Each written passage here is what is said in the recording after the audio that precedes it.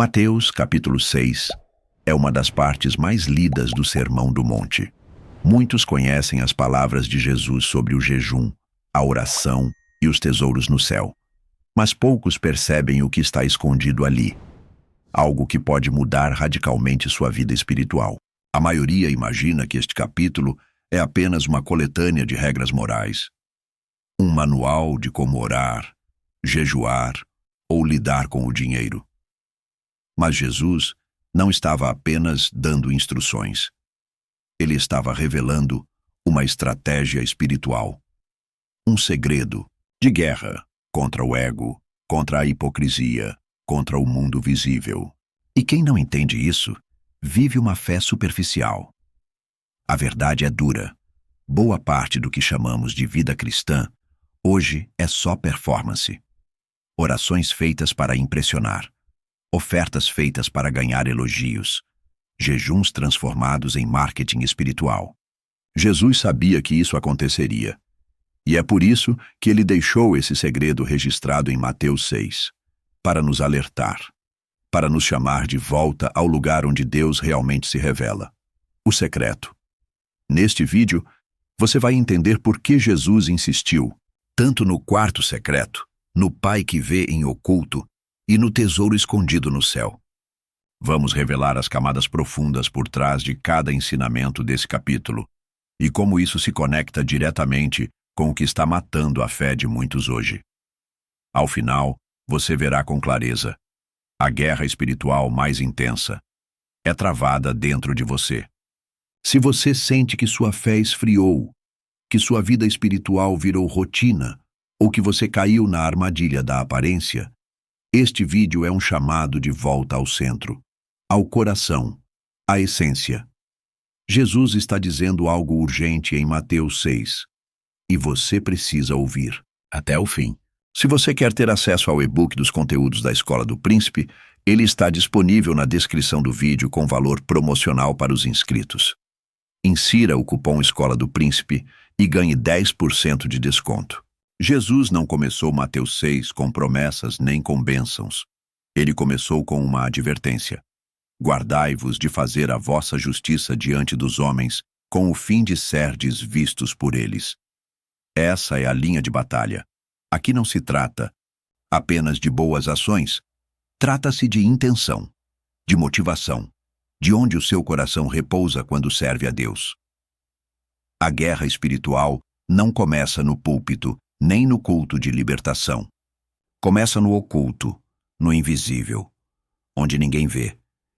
E é justamente ali que Jesus aponta: teu Pai que vê em secreto. Essa é uma revelação aterradora e libertadora, porque significa que Deus não se impressiona com o que os homens aplaudem. E também não despreza aquilo que ninguém nota. Jesus vai direto ao ponto: quando deres esmola, que tua mão esquerda não saiba o que faz a direita. Quando orares, entra no teu quarto, fecha a porta e ora em secreto. Quando jejuardes, unge a cabeça e lava o rosto, para que não pareça aos homens que jejuas. Isso não é apenas um chamado à humildade. É uma declaração de guerra contra o ego religioso. A igreja moderna está abarrotada de gestos públicos vazios, palavras repetidas em microfones, cultos montados como shows, orações feitas para os outros ouvirem, e não para Deus. Spurgeon dizia: a oração feita em público deve nascer de uma vida de oração no secreto. Caso contrário, ela não passa de um espetáculo. E é por isso que muitos cultos hoje estão mortos. O Espírito Santo foi substituído pelo script. O quebrantamento foi trocado por luzes. A glória foi vendida por relevância. Mas no secreto, ali ainda há fogo. O homem que ora no secreto não busca recompensa humana. Ele não vive de curtidas, nem de convites para pregar. Ele vive do Pai. E o Pai, que vê em oculto, recompensa.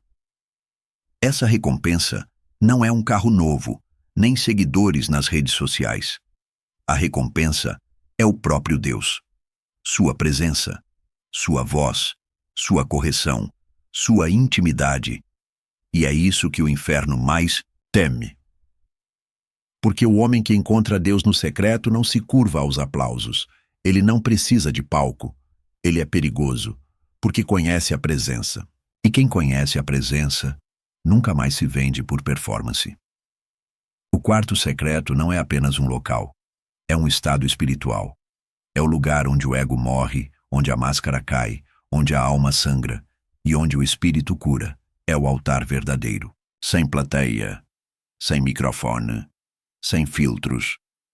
E por isso é que poucos vão até lá. É mais fácil subir no púlpito do que se ajoelhar em silêncio. É mais fácil repetir frases do que ouvir a voz do Espírito. É mais fácil parecer santo do que ser quebrado. Mas Jesus não veio formar atores. Ele veio chamar filhos. E o Pai só reconhece filhos que falam com ele em secreto. O texto de Mateus 6 é uma convocação à guerra.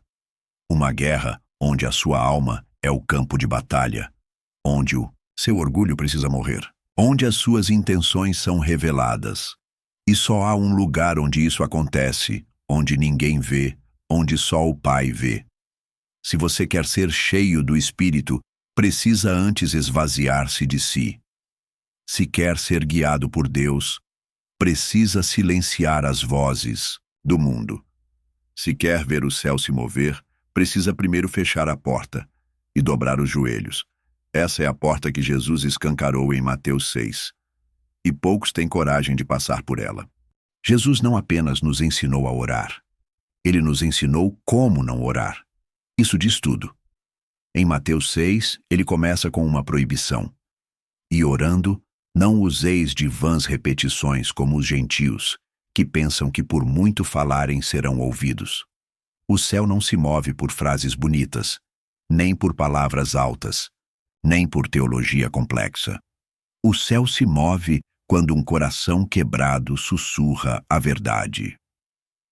Jesus confronta diretamente a ideia de que orações longas e elaboradas são mais eficazes. Isso não é apenas uma crítica à forma, é uma denúncia à falsidade, porque muitos hoje oram para impressionar e não para se render. Usam a oração como um palco, não como um altar. Spurgeon disse: a oração mais poderosa não é a que sobe do intelecto, mas a que brota das profundezas da alma. A igreja moderna muitas vezes transformou a oração em performance. Senhor, te louvamos nesta noite gloriosa, mas o coração está distante. Pai querido, mas a mente está nos aplausos. Espírito Santo, vem, mas a vida não tem espaço real para ele habitar. A oração que Deus ouve é aquela que carrega sangue, lágrimas, arrependimento, silêncio.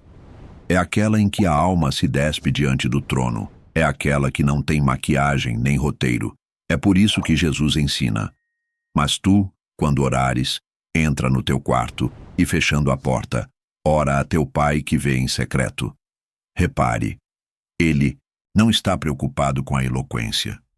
Ele está preocupado com a porta fechada, porque só quem fecha a porta para o mundo consegue abrir o coração para Deus. A verdadeira oração não começa com palavras. Começa com rendição. Às vezes, a oração mais poderosa é um gemido, um suspiro, um grito abafado. Às vezes é só o silêncio de alguém que já não sabe mais o que dizer, mas ainda sabe a quem se dirigir. É nesse lugar que Deus responde. Hoje, o mundo está cheio de orações vazias, lives de oração, retiros de oração, congressos de oração. Mas poucos corações realmente em oração. É possível repetir o Pai Nosso 1000 vezes. E continuar órfão. É possível clamar pelo reino e continuar construindo o próprio império. É possível pedir pão, sem fome de justiça. O problema nunca foi a liturgia. O problema sempre foi a hipocrisia. Jesus nos deu um modelo simples. Pai nosso que estás nos céus, santificado seja o teu nome. Simples, direto, profundo, porque orar não é convencer Deus. É se alinhar com Ele, não é apresentar uma lista. É se submeter à sua vontade. Seja feita a tua vontade. assim na terra como no céu. Essa é a frase que mata o ego. Essa é a oração que o céu ouve. E esse é o segredo. A oração não é mágica. É guerra. Guerra contra si mesmo. Você não ora para mudar Deus. Você ora para ser transformado, para ser curado, para ser quebrado, para ser moldado. E esse tipo de oração custa caro, porque exige verdade. E a verdade sempre dói antes de libertar. O céu ignora muitas orações, mas nunca ignora um coração contrito. A oração que Deus ouve não precisa ser longa, precisa ser verdadeira, não precisa ser bonita, precisa ser crua, não precisa ser perfeita, precisa ser honesta. É assim que os céus se movem, não por gritaria, mas por rendição, não por teatro, mas por verdade. Você pode enganar a igreja, o pastor, os irmãos, mas não engana o Pai que vê em secreto. E ele só responde o que nasce da verdade. Quando Jesus falou sobre o jejum em Mateus 6, ele não disse, se vocês jejuarem, mas sim, quando jejuardes. Ou seja, o jejum não é uma sugestão, é uma expectativa. Mas o que se vê hoje é uma geração que jejua com a barriga, mas não com o coração. O jejum virou dieta evangélica, desafio de 21 dias, modinha de redes sociais. Mas o verdadeiro jejum, o que Deus aceita, é aquele que mata o ego, não que apenas muda o cardápio. Tu, porém, quando jejuares, unge a tua cabeça e lava o teu rosto, para que não pareça aos homens que jejuas, diz Jesus. Ou seja, o jejum verdadeiro não quer aplauso. Ele é escondido, secreto, sagrado. Ele não visa likes.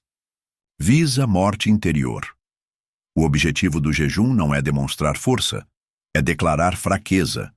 Não é se mostrar mais espiritual. É confessar que sem Deus você não é nada. Spurgeon dizia, o jejum sem arrependimento é apenas orgulho disfarçado. É isso que vemos hoje. Gente que jejua para manipular a Deus, para forçar a mão divina, para exigir respostas.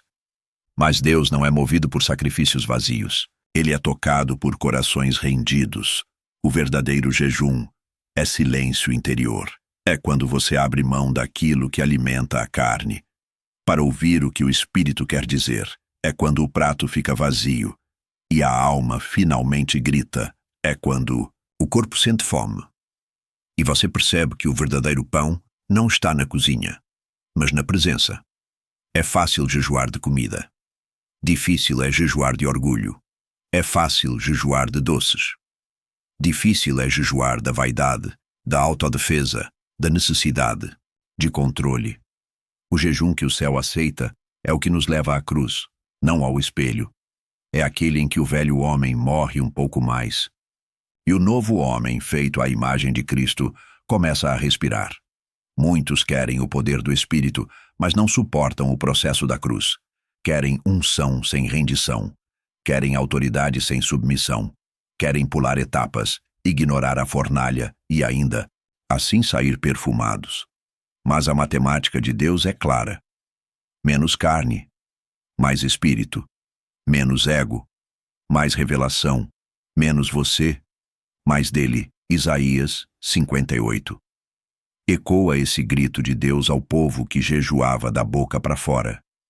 Acaso não é este o jejum que escolhi, que soltes as ligaduras da impiedade, desfaças as ataduras da servidão, deixes livres os oprimidos e despedaces todo o jugo?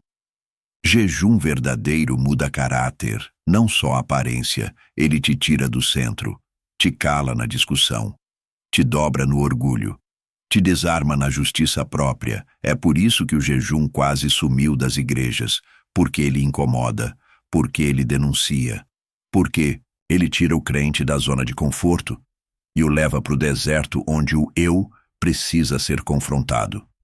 Mas é no deserto que Deus fala. É quando a boca se cala e o estômago reclama que o espírito desperta. É quando você perde o controle da rotina, que o céu assume o comando. Jejum é o altar onde o crente diz, Senhor, eu quero tanto a tua presença, que estou disposto a abrir mão da minha própria vontade. E esse é o segredo. Deus não quer seu jejum. Deus quer você.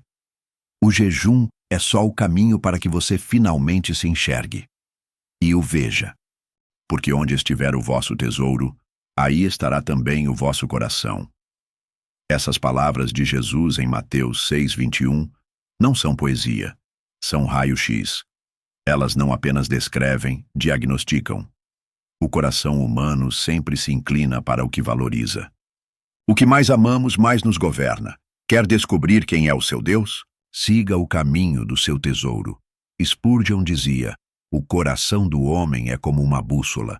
Sempre aponta para o seu norte, e esse norte é o seu tesouro. O problema é que hoje, muitos dizem que amam a Deus, mas o coração está preso no Instagram, na conta bancária, nos aplausos, na carreira, na própria imagem. A verdade é que o coração nunca mente.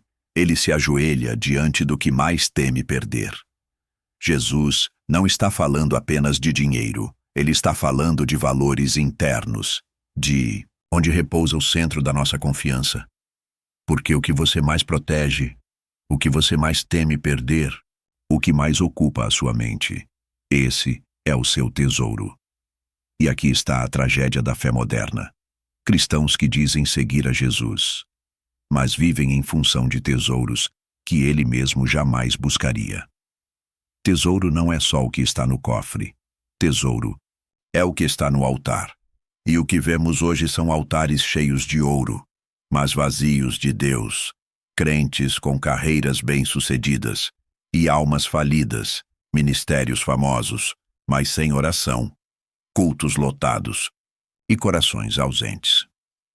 Jesus não quer apenas o seu louvor, ele quer o seu coração. Ele não busca seguidores de agenda cheia, mas de alma rendida, porque onde está o tesouro, está também a raiz da sua vida.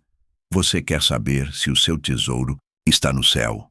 Pergunte-se, se Deus tirasse tudo, você ainda o adoraria? O verdadeiro evangelho não te promete que Deus vai preservar seus tesouros. Ele te chama a entregá-los, a pôr na balança o que é eterno e deixar cair o que é passageiro. Spurgeon também advertia: o homem que busca o céu, mas não deseja abrir mão da terra, constrói sua casa sobre areia movediça. Muitos querem a bênção de Deus, mas não querem o trono dele sobre seus desejos. Querem o reino, mas não o rei. Querem consolo, mas não confronto. E então nos tornamos adoradores de nós mesmos, travestidos de crentes. E Jesus, que nos chamou para um caminho estreito, nos encontra negociando conforto com a cruz. Mas a palavra é clara. Você não pode servir a dois senhores. Ou Deus é o seu tesouro, ou ele é só uma peça do seu quebra-cabeça emocional. O céu não está à venda. Ele é dado a quem se esvazia, a quem entende que tudo nesta terra é vaidade, sombra e vapor. Quando Jesus diz que onde estiver o vosso tesouro, aí estará o vosso coração, ele está apontando para uma escolha diária. Cada vez que você se ajoelha para orar, está dizendo: meu tesouro está aqui, Senhor. Cada vez que você abre mão do orgulho, da vingança, da cobiça, está dizendo: meu coração te pertence. Porque o verdadeiro crente é aquele que não tem reservas com Deus. Ele entrega tudo, mesmo o que dói, mesmo o que parece essencial, porque ele sabe que o maior tesouro é o próprio Deus. Jesus continua seu discurso em Mateus 6 dizendo: a lâmpada do corpo são os olhos. Se os teus olhos forem bons, todo o teu corpo terá luz. Porém, se os teus olhos forem maus, o teu corpo será tenebroso. Se, portanto, a luz que em ti há são trevas, quão grandes serão tais trevas? Aqui, o Filho de Deus toca em um dos maiores enganos da vida cristã moderna, a ilusão de luz. Gente que se acha iluminada, mas está cega. A metáfora de Cristo é cirúrgica. Os olhos são as janelas da alma. Se a janela está limpa, a luz entra. Se está suja, o ambiente escurece. Mas o mais perigoso É quando o ambiente está escuro e você acha que está claro. Jesus está falando da falsa espiritualidade, de crentes com olhos contaminados, mas que pensam ver tudo com clareza. Sabe o que mais mancha os olhos espirituais? O orgulho, a soberba de quem se acha sábio, puro, certo, de quem já não se deixa corrigir pela palavra, nem confrontar pelo espírito. Spurgeon dizia: nada é mais fatal ao homem do que a confiança na sua própria luz quando ela é trevas. Hoje temos uma geração que consome conteúdo bíblico como se fosse entretenimento. Assiste pregações, lê devocionais, escuta louvores, mas tudo com os olhos do ego, só enxerga o que confirma sua própria vontade, só capta o que alimenta suas emoções. Mas não permite que a luz de Deus revele o pecado escondido. Porque a luz de Cristo não apenas consola, ela expõe, ela revela, ela arde. É por isso que muitos rejeitam a verdade, porque ela queima, ela confronta os olhos viciados na aparência, na performance, na hipocrisia religiosa. Quantos hoje vivem na igreja, mas enxergam tudo pelo filtro da vaidade? Pregam, cantam, lideram, mas com a janela da alma coberta por fumaça. E então o que deveria ser luz se torna trevas. Jesus alerta: se a luz que há em ti são trevas, ele está falando daquilo que parece espiritual, mas é carnal. Da oração feita por orgulho, do louvor feito por vaidade, da obra feita sem unção. Porque uma janela suja pode até filtrar o sol, mas jamais o reflete. E o verdadeiro crente não foi chamado apenas para receber luz, mas para refletir Cristo. É por isso que precisamos lavar nossos olhos com arrependimento. Precisamos pedir ao Espírito Santo que remova cada mancha de autossuficiência, cada poeira de mundanismo, cada mancha de religiosidade. Porque a cegueira espiritual não é ausência de olhos, é ausência de pureza. Spurgeon também disse: a santidade limpa os olhos da alma para que possamos ver Deus nas pequenas coisas. O que você tem enxergado no seu dia a dia? Pecado disfarçado de liberdade, orgulho vestido de opinião, rebeldia travestida de autenticidade. Olhos limpos reconhecem a glória de Deus, até no deserto, até na correção, até na dor. Mas olhos sujos transformam o culto em espetáculo e a verdade em ofensa. A pergunta que fica é: a luz que há em você ainda vem do céu? Ou é só reflexo do seu próprio ego? Porque se os teus olhos forem maus, todo o teu corpo será tenebroso. E não importa quanta religiosidade você pratique, você ainda estará andando em escuridão, mas há esperança. Se você reconhecer sua cegueira, se você clamar como o cego Bartimeu: Jesus, filho de Davi, tem misericórdia de mim. Então ele tocará em seus olhos, e a luz que antes feria, agora guiará.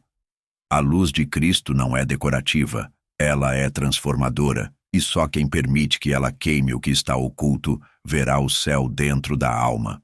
Jesus diz em Mateus 6:24: ninguém pode servir a dois senhores, porque ou há de odiar um e amar o outro, ou se devotará a um e desprezará o outro. Não podeis servir a Deus e a Mamon. Aqui, ele rasga o véu da religião e revela o que está por trás da devoção falsa. Dupla lealdade, um coração dividido. É um trono ocupado por dois reis em guerra. Jesus não diz é difícil, ele diz é impossível. Não dá para servir a dois senhores, não dá para ter dois amores supremos, não dá para caminhar em duas direções ao mesmo tempo. Mas, quantos hoje tentam? Vivem uma fé de domingo e um coração de segunda. Oram de manhã e mentem à tarde. Leem a Bíblia e vivem pelas redes sociais. Dizem que Deus é Senhor. Mas é Mamon quem dita suas decisões. Mamon aqui não é apenas o dinheiro. É o espírito do sistema mundano que tenta dominar o coração. É a sedução da autossuficiência. É o conforto elevado ao altar. É a ambição vestida de bênção. Quantos Hoje usam Deus como escada para chegar ao topo, mas jamais se prostram para que ele reine no trono. Spurgeon declarou: Deus não aceita rivalidade. Ele deve reinar no trono do coração sozinho. O que Jesus denuncia nesse versículo é mais profundo do que dinheiro. Ele está perguntando: quem manda no seu coração? Porque o verdadeiro Senhor da sua vida não é aquele que você canta, mas aquele a quem você obedece. O grande pecado dos nossos dias não é rejeitar a fé, é tentar misturá-la com os próprios interesses, é usar a cruz como adereço, e não como caminho de morte do eu. Você pode estar dentro da igreja e ainda assim servir a Mamon. Basta colocar seu conforto acima da obediência. Basta aceitar a palavra até o ponto em que ela não te confronte. Deus não divide trono. Não, há sociedade entre luz e trevas. Não há acordo entre o espírito e a carne. Ou você serve ao reino, ou você serve ao seu próprio reino. E a verdade é, muitos hoje dizem que amam a Deus, mas amam mais a si mesmos. Querem um Jesus que cure, mas não que governe. Um Senhor que abençoe, mas não que mande. Um Cristo de promessas, mas não de comandos. Mas o Evangelho não é um menu de preferências, é um chamado radical. Negue-se a si mesmo, tome a sua cruz e siga-me. E esse chamado só pode ser atendido por corações indivisíveis. Spurgeon também alertava: Cristo não é salvador de quem o rejeita como Senhor. Isso corta, não é? Mas é exatamente por isso que salva. Porque Jesus não quer reformar sua velha natureza. Ele quer crucificá-la. Ele não veio para dividir o trono, veio para tomá-lo por completo. Quem você tem servido com sua mente, seu dinheiro, seu tempo, seus sonhos? Quem está no centro da sua rotina, das suas prioridades, das suas decisões? Porque quem está no trono define o reino. E se Deus não está reinando no seu coração, não se iluda, há outro Senhor no comando, mas há uma saída. Desça do trono, renda a coroa, quebre o altar de Mamon no seu interior e deixe que Cristo reine, não como hóspede de domingo, mas como Rei eterno da sua alma. Só então o seu coração deixará de ser campo de batalha e se tornará templo do Deus vivo. Jesus não disse que você não teria problemas. Ele não prometeu que o pão viria sem suor, nem que o amanhã seria sempre tranquilo. Mas ele disse algo que corta como espada e cura como bálsamo. Buscai primeiro o reino de Deus e a sua justiça, e todas essas coisas vos serão acrescentadas. Mateus 6:33. Aqui está o segredo. O código escondido no coração da montanha. O mapa que o mundo esqueceu. Porque enquanto a maioria corre atrás do que comer, vestir ou guardar no cofre, o verdadeiro discípulo corre em outra direção. Ele busca o reino. E o reino não é feito de ouro ou segurança, é feito de obediência, rendição e justiça. Mas, por que Jesus conecta a ausência de ansiedade com a prioridade do reino? Porque a ansiedade nasce da ilusão do controle. Você acha que governa sua vida, mas sabe que não controla nem seu próximo batimento cardíaco. A ansiedade é a ferida aberta do coração que confia mais na conta bancária do que no Deus que alimenta os pássaros, mais no seguro de vida do que no Cordeiro que venceu a morte. Jesus, com ternura e autoridade, confronta isso. Ele diz: olhem para os lírios, eles não trabalham nem tecem, e nem Salomão em toda a sua glória se vestiu como um deles. O que ele está dizendo? Que o reino é a abundância, que quem planta a semente da obediência colhe a flor da provisão, que quem vive para Deus, vive de Deus. Mas há um preço. O reino exige ser o primeiro, não o segundo, nem o terceiro, não um acréscimo ao seu plano de carreira, não um apêndice ao seu projeto de felicidade. O reino é tudo ou nada. Spurgeon disse: se Cristo não for Senhor de tudo, então ele não é Senhor de nada. Essa é a raiz da inquietação moderna. Queremos Cristo como Salvador, mas não como Rei. Queremos o alívio, mas não a rendição. O perdão, mas não a cruz. O resultado é um cristianismo ansioso, frágil, carente. Um evangelho sem reino. Buscar o reino em primeiro lugar é mais do que orar. É priorizar a vontade de Deus em todas as decisões. É dizer sim ao invisível, enquanto o visível grita por atenção. É escolher a retidão quando o mundo premia a esperteza. É trabalhar, sim, mas sabendo que o sustento vem do alto. É estudar, planejar, economizar, mas com o coração firmado em outra realidade. Jesus não promete que você não terá dias maus, mas promete que se o reino estiver em primeiro lugar, você nunca estará sozinho no meio deles. Ele será o seu pastor, a sua rocha, o seu sustento. E ao contrário do mundo, que entrega ansiedade com cada conquista, o reino entrega paz com cada passo. Você quer viver sem ansiedade? Não basta terapia, chá ou silêncio. Você precisa de prioridade. O reino primeiro, a justiça primeiro, e tudo o que for necessário, o pão, a veste, a porta aberta, virá atrás. Não como alvo, mas como acréscimo. No fim, o segredo é simples, mas exige tudo. Quem busca o reino em primeiro lugar encontra um rei que cuida de tudo. Se essa mensagem te confrontou, não aguarde só para você. Compartilhe com quem precisa acordar espiritualmente. Aqui na Escola do Príncipe, nós não pregamos conforto, nós pregamos verdade.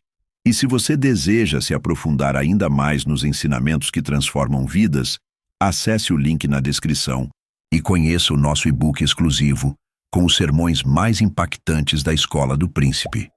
Inscreva-se, ative o sininho e continue conosco nessa jornada de fé, confronto e renúncia.